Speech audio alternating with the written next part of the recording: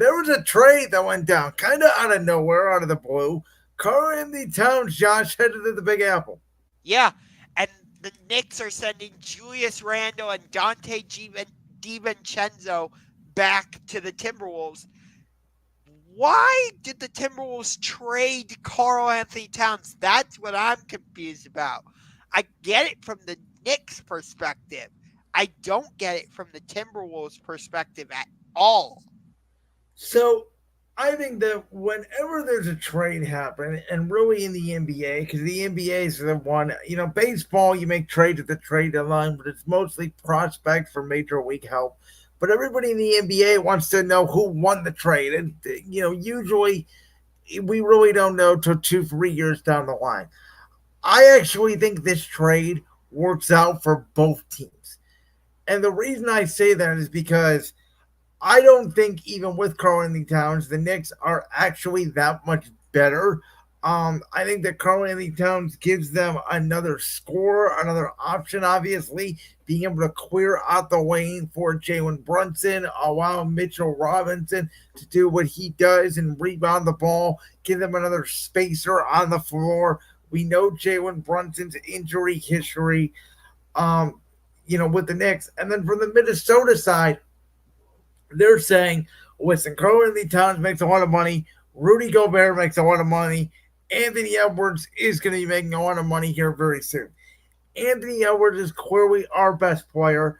Cat is best with the ball in his hand. Anthony Edwards has the ball in his hand most of the time. Getting rid of Cat and actually allowing Rudy Gobert to sort of clog up the lane might be a better fit for them because Julius Randle can be the guy on the block. He can be the guy that can, sort of take turns with Anthony Edwards without getting in his way. He can be the mid-range jumper. He can give you that second scoring threat at a little bit of a lesser salary, similar game, though obviously Cat has better range. But I think the biggest impact of this all is Minnesota gets DiVincenzo. I think is the biggest factor in this trade because Minnesota needed more bench shooting. They got it now, and DiVincenzo can start. He can come off the bench. He's a good 3-and-D guy. He's going to be valuable for them late in the season. So this trade to me, it didn't really impact expectations, win totals, anything like that from either side. I actually think looking at it, both sides get what they wanted. The reason I say it's more confusing from the Minnesota side is because Cat played excellent defense against Nikola Jokic in that second round series last year. And now you're giving that up. Like, I don't understand.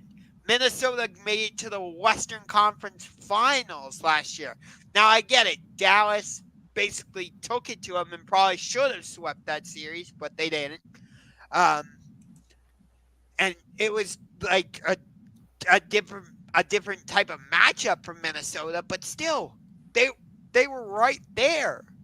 So I think what Minnesota's telling you is again, and there was rumors going back to this offseason that Cat could be on the move because they didn't want to pay Cat, Gobert, and Edwards.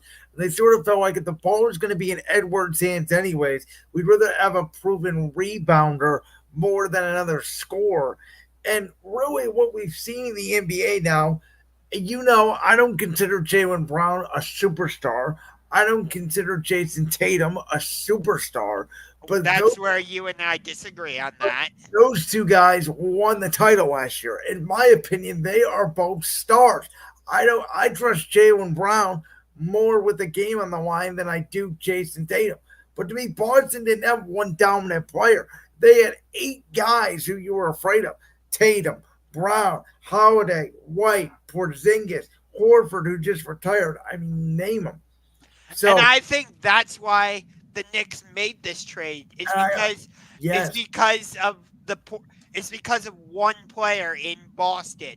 Not to dismiss. No, I don't think that's the reason. I think both these teams made this trade saying the Knicks are saying we need another piece that's a second better scorer than Jalen Brunson because we don't trust Jalen Brunson's injury history, and on some nights Cat can be a number one.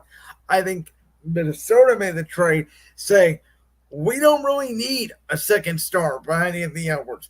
We need Anthony Edwards to be great, and we need shooters around him, and we can get DiVincenzo and Randle, which will probably give you more production overall than Cat. And I also think Minnesota, to your point, was built to be Denver. They were not built to be Dallas. Denver has had another weird offseason. They're letting people go. Jamal Murray never seems to be healthy. Looking back at it now, it almost seems like Denver, struck lightning with that championship 2 years ago. I think Minnesota is telling you Oklahoma City, Dallas, maybe a few other teams in there, they feel are bigger threats to them specifically than Denver.